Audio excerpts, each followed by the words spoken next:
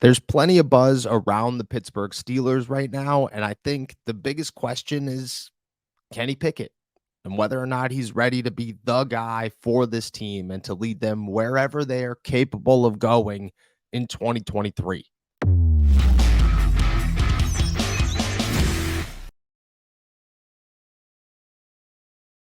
What's going on, everybody? I'm Noah Strackbine. Thank you for jumping on to Steelers to Go, your daily to go cup of Pittsburgh Steelers news and analysis. Find us on youtube.com/all Steelers talkers. Subscribe anywhere you get your podcasts. Today, we are talking about Kenny Pickett, giving, I guess, a complete breakdown of my thoughts and an overall view of what he's done at training camp for the Steelers, because right now it appears he's their biggest question.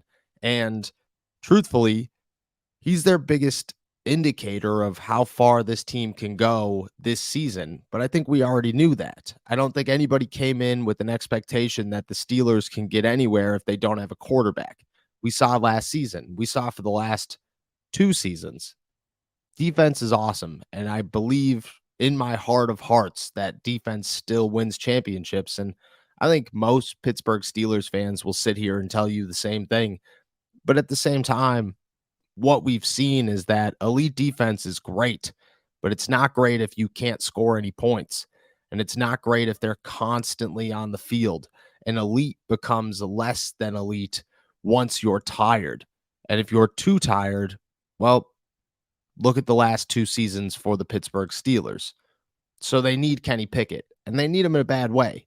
They need him to be a guy who not only controls an offense, but a guy who could win games, a guy who could put this team in an advantage, a guy who works well with his wide receivers, who allows superstars like George Pickens and great players like Deontay Johnson and guys like Pat Fryermuth and Calvin Austin and Allen Robinson to thrive, who boosts their play, much like Patrick Mahomes does Travis Kelce and so on and so forth. So we're 2 weeks through training camp. The Steelers have officially wrapped up and will begin game week for the first time in 2023. And where does Kenny Pickett stand? 4 or 5 days removed from their first preseason game. I believe it's a bit of a back and forth. I'd say Kenny has been a guy that in week one was as middle of the ground as you could possibly be. He was good on days, bad at moments, never terrible, never great. He didn't make elite level passes. There were really no moments where you said, wow, couldn't believe Kenny did that.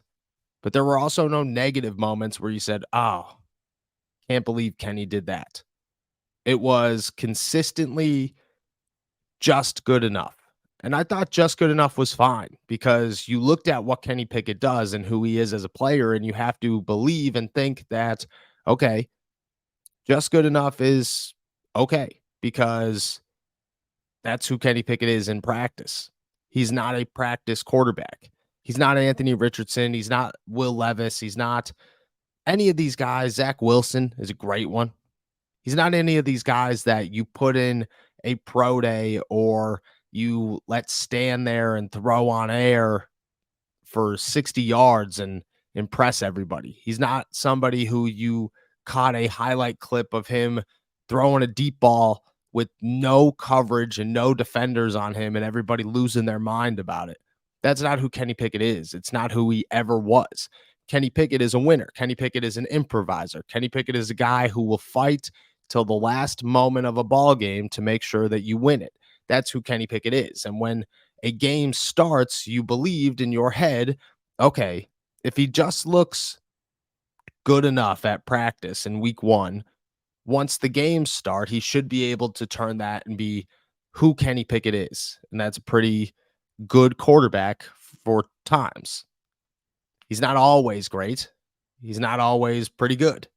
But when the moment matters and he needs to do what he needs to do, it appears that the real Kenny Pickett comes out. And you just felt, okay, as long as he isn't struggling, once those moments present themselves, things will be fine.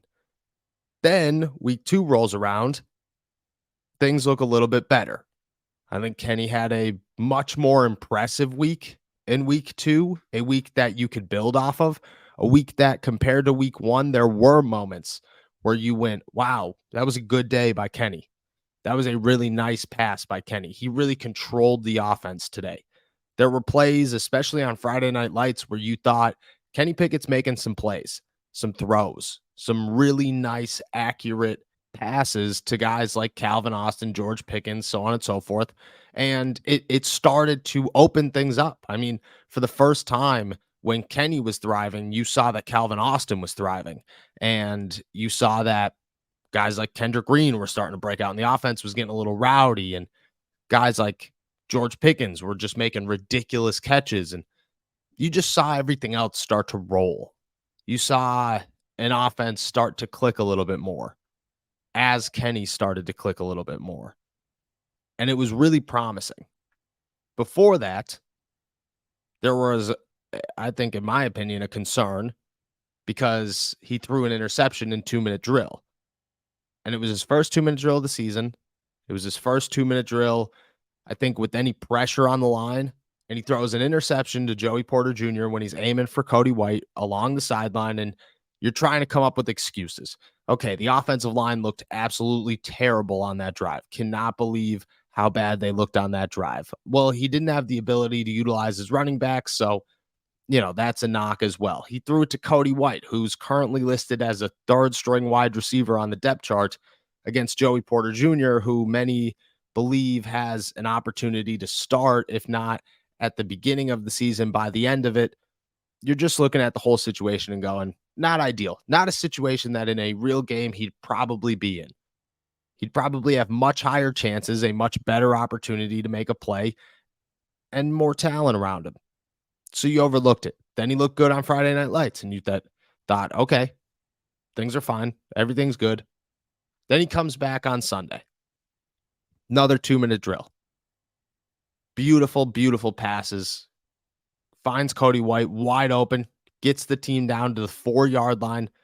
You're feeling really, really good about who Kenny Pickett is and who the Steelers are. And yeah, there are still guys out, and I don't know why the Steelers decide that they're going to run 2-minute drill and put Kenny Pickett in situations when half his offensive line isn't on the field, or he's got guys like Deontay Johnson and Allen Robinson on the sideline because they have vet days off.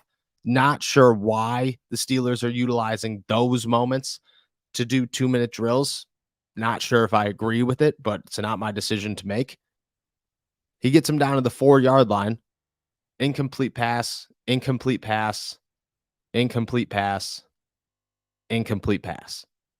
Turnover on downs. The Steelers lose. A very unlike Kenny Pickett moment. And in his last pass, Chandon Sullivan comes untouched off the edge, and Kenny throws it pretty much straight into his arms. He didn't intercept it. He just batted it away. But you looked and you went, that was bad. That whole last 4 plays were bad. And I think that was, again, alarming, but you were looking for excuses at the same time. Okay, well, the defense was at full strength, so what are you going to do there? Uneven advantage. So you walked away and you started thinking, okay, so where does Kenny Pickett stand? What are we looking at right now? How should fans feel about their second-year quarterback? And I think it comes down to this. The Steelers are putting as much pressure on Kenny Pickett as possible. They are making this as difficult as they possibly can for their second-year quarterback. And I believe that Mike Tomlin is doing it on purpose because just like last year, they wanted to develop Kenny Pickett's skills in certain positions, certain areas of the field. You look at his 2-minute drives and his red zone last year, and I get that the Steelers offense struggled in the red zone as a whole, but Kenny Pickett in big moments made things count. And he developed that in training camp because the Steelers continued to hammer it whenever the rookie was on the field. This year, they're putting him in very unideal situations that are much more difficult than they will be in an actual game, even though the pressure will be much higher. Because I believe Kenny Pickett could handle the pressure. What I don't know if Kenny Pickett can do is be an elite quarterback. And I think that I'm big on Kenny Pickett. I think Kenny Pickett has everything you're looking for.